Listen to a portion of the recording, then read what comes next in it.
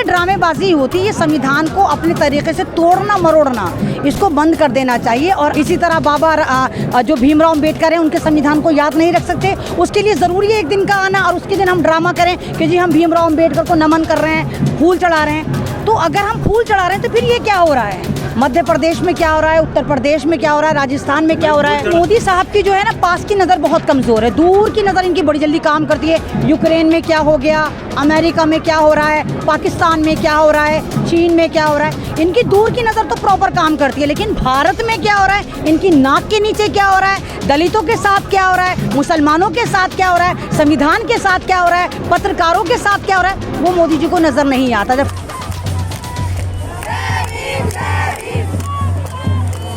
नमस्कार, आदाब, सत श्री अकाल। आप देख रहे हैं द नेशन वॉइस और इस वक्त हम संसद भवन के पास में हैं, जहां पर आज भीमराव अंबेडकर बाबा साहब की जयंती मनाई जा रही है। 132वीं जयंती है और उनके मानने वाले या उनके श्रद्धालु बहुत सारी तादाद में यहां पर इकट्ठा हैं। आप देख सकते हैं कि लंबी कतारें लगी हुई हैं संसद भवन में अंदर जाने के लिए, जहाँ पर अभी कुछ देर पहले भारत के राष्ट्रपति, प्रधानमंत्री, उपराष्ट्रपति सब ने मिलकर बाबा साहब के लिए श्रद्धांजलि दी, उनकी मतलब तस्वीर पर पुष्प चढ़ाए। तो ये वही बाबा साहब हैं, जब आप देश में किसी के साथ बुरा होता है तो वो संविधान का हवाला देता है, जिसमें कहता है कि संविधान में अधिकार है कि मुझे ये छूट दी गई है, मुझे ये अधिकार है। आइए इस मौके पर यहाँ पे जो लोग हैं उनसे बात करते हैं, उनकी राय जानते हैं कि वो बाबा साहब के बारे में क्या राय रखते हैं। जयंती के अवसर पर जो लोग संसद भवन आए हैं अम्बेडकर जयंती के उपलक्ष्य में, उनसे राय लेते हैं। मैडम, क्या कहना चाहती हैं आप इस जयंती के बारे में, बाबा साहब के बारे में?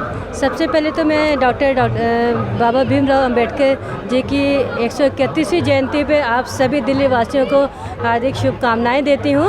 और जो उन्होंने संकल्प लिया था अपने जीवन में कि किस तरह से एक नीचे स्तर के व्यक्ति की आवाज़ वहाँ तक पहुँचानी है ताकि वो अपने आप को गरीब या असहाय ना समझ सकें, तो उस आवाज़ को हमारा मकसद है कि हम उसको दबने ना दें। जो उनकी नीति थी, जो उनकी चाहत थी, जो उन्होंने संघर्ष किया अपना पूरा जीवन कि उन लोगों की आवाज़ बने, तो हम सबका ये कर्तव्य है कि हमें एक समाज सेवी होने के नाते हम उस राह पर चलें और उसी संकल्प को लेते हुए हम उनके जो ख्वाब थे हम उनको पूरा करें। कहाँ से आई हैं मैडम आप यहाँ पे? मैं डिस्ट्रिक्ट अलीगढ़ से आई हूँ, मैं एक समाज सेविका हूँ। अच्छा, कौन सा नाम से समाज सेवा संगठन चलाती हैं आप? आज़ाद फाउंडेशन सोसाइटी के नाम से मैं एक संगठन चलाती हूँ, जिसमें कि हम इसी SC ST से जो इस तरह के जो लोग होते हैं, जिस तरह का जो क्षेत्र होता है, उन्हें हम अडॉप्ट करते हैं, गोद लेते हैं और उनको हम रिहेबिलेट करते हैं, उनके जीवन में बदलाव लाते हैं बाय एजुकेशन, उनकी हेल्थ पर, उनकी स्किल्स पर। क्या कहना चाहती हैं आप समाज से बाबा साहब की जयंती के उपलक्ष्य में? किस तरीके का वो नागरिक भारत देश में बनने चाहिए और किस तरीके से योगदान दे सकते हैं? बिल्कुल, देखिए जो उस वक्त जो हालात थे देश के, जिस वक्त उन्होंने हमारे लिए वो जो लड़ाई की शुरुआत करी, जो लड़ाई उन्होंने हमारे लिए लड़ी, तो उनका जो मकसद था कि किस तरह से एक आम व्यक्ति की आवाज़ बन करके आप पूरे देश में उनको एक मजबूत जगह खड़ा करें और किसी भी असहाय और किसी भी कमज़ोर वर्ग को ऐसा न लगे कि वो समाज की मुख्य धारा से दूर है। तो उनका जो मकसद था कि किसी भी आम व्यक्ति को समाज की मुख्य धारा से कैसे जोड़ना है, उसके लिए जो उन्होंने संघर्ष किया। तो मैं चाहूँगी कि आज हम सबका कर्तव्य है कि जो हम बहुत आगे बढ़ चुके हैं हम उसको उसी तरह से आगे बढ़ाएं और उसको मजबूत करें।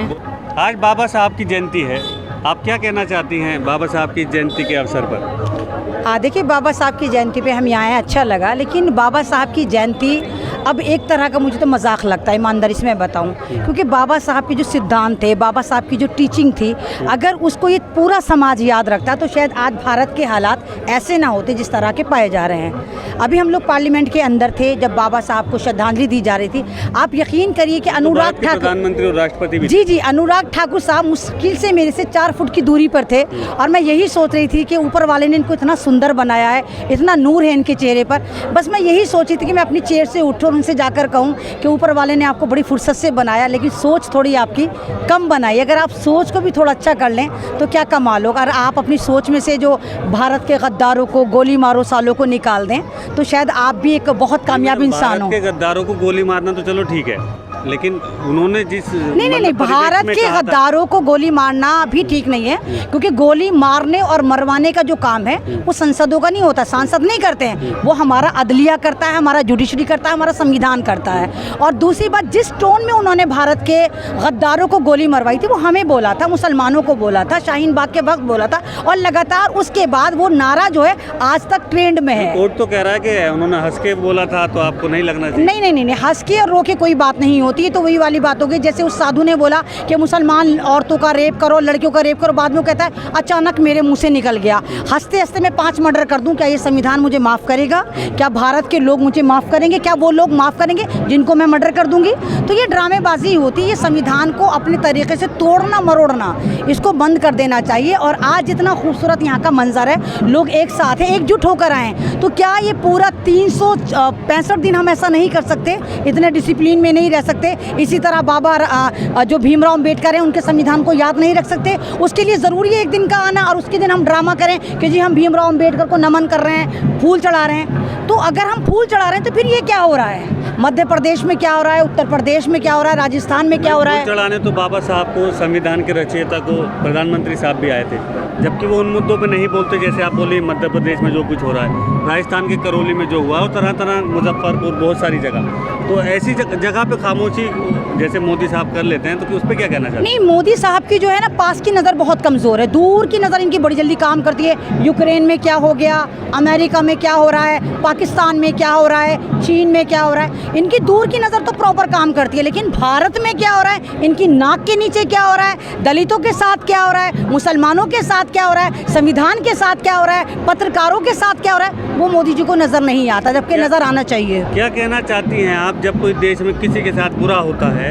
या कोई अपने आप को छला हुआ महसूस करता है, तो कहता है संविधान में हमें अधिकार दिया है? तो आज उन्हीं के रचयिता, संविधान के रचयिता बाबा साहब की जयंती है, क्या कहना चाहती हैं आप देश के लोगों से, देश की जनता से? मैं तो यही कह रही हूँ कि अगर भीमराव अम्बेडकर आज जिंदा होते तो शायद वो भी बड़े शर्मसार होते कि ये संविधान उन्होंने ऐसे भारत को दिया जहाँ पर उस संविधान की धज्जियाँ उड़ाई जा रही हैं, लगातार संविधान का बलात्कार करा जा रहा है, लगातार संविधान को झूठा बनाया जा रहा है, लगातार संविधान को एक पक्ष के लिए फ्लेक्सिबल बनाया जा रहा है, दूसरे पक्ष के लिए ख़राब बनाया जा रहा है। तो भीमराव अम्बेडकर ने जितनी मेहनत करी भारत के लिए, भारत के अति पिछड़ों के लिए, शायद वो आज नाकाम हो गई, हम लोग हार गए। भीमराव अम्बेडकर साहब का संविधान शायद आज हारता हुआ इस भारत के सामने नजर आता है। ऐसा क्यों कह रही हैं आप कि भारत का संविधान हार रहा है? आप देखिए ना, कोई भी मुजरिम है बहुत आराम से वो बचकर निकल जाता है अगर वो बीजेपी से डायरेक्ट लिंक रखता है। कोई भी कत्ल करता है साफ बचकर निकल जाता है कि जी इसने हंसते हंसते कत्ल करा। कोई भी रेप करने की खुल्ला धमकियां देता है, वो साफ बच के निकल जाता है जी इसकी पहली गलती है। बुल्ली सील, डुल्ली सील, टुल्ली सील बनाई जाती है, जहाँ मुस्लिम महिलाओं को फोर्स सेल डाला जाता है, उनको भी बाइज्जत बरी कर दिया जाता है कि भाई इनका पहला जुर्म है। और कहीं भी मुसलमान अगर गलती से भी सिर्फ मुंह खोल दे तो उसके मकान तोड़ दिए जाते हैं। अभी आप देखिए मध्य प्रदेश में क्या हो रहा है कि रामनवमी के दिन खुद ही इन लोगों ने पत्थर मारे और खुद ही मामा का बुलडोजर वहां पर चल गया और 80 से ज़्यादा मकान तोड़ दिए गए। तो इस तरह नहीं होना चाहिए। अगर भारत में वाकई लोकतंत्र जिंदा है और भारत को हम कहते हैं कि यहाँ पर डाल डाल पर सोने की चिड़िया बसेरा करती है और भारत एक तमाम समूहों का गुलदस्ते का नाम है, तो फिर ऐसा नहीं होना चाहिए कि एक खास कम्युनिटी यानी मुसलमान और दूसरी एक ऐसी कम्युनिटी जो बहुत ज़्यादा पिछड़ी हुई थी, दलित, उनके ऊपर जुल्म हो रहा है और लगातार होता जा रहा है। तो इन चीज़ों को रोकना चाहिए, ऐसा नहीं होना चाहिए। ज़्यादा दिक्कत है तो हम उसको हॉस्पिटल भी रेफ़र कर देंगे और इससे क्या है कि हमारे जो बहुत सारे लोग वंचित हैं इस व्यवस्था से, उनको लाभ मिलेगा। बहुत बहुत शुक्रिया मैम हमसे बात करने के लिए। तो ये आप देख रहे थे प्रीता हरित मैम हैं जो बता रही हैं कि किस तरीके से बाबा साहब के सिद्धांत को अपनाकर भारत में एक अच्छा नागरिक बन के रहा जा सकता है, शिक्षा ग्रहण करके अपने अधिकारों को पाया जा सकता है, समझा जा सकता है। आप ऐसी बहुत सारी खबरों के लिए देखते रहिए द नेशन वॉइस।